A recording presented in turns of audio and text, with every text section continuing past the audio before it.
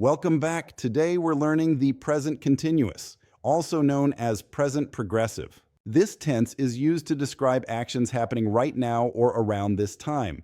To form the present continuous, we use am, is, or are, plus the verb with an ing ending. For example, I might say, I'm driving, or she's working.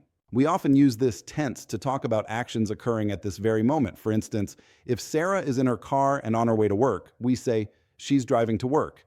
It emphasizes that she is driving right now. Other examples include saying things like, I'm trying to work, or he's having a shower.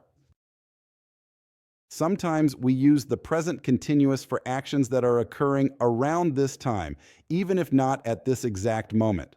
For example, if Steve says, I'm reading a really good book right now, he means he started the book and hasn't finished yet.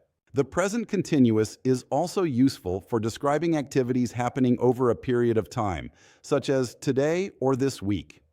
You might hear someone say, you're working hard today, indicating a temporary situation. Lastly, it captures changes or situations that are developing. For instance, if someone asks, is your English getting better?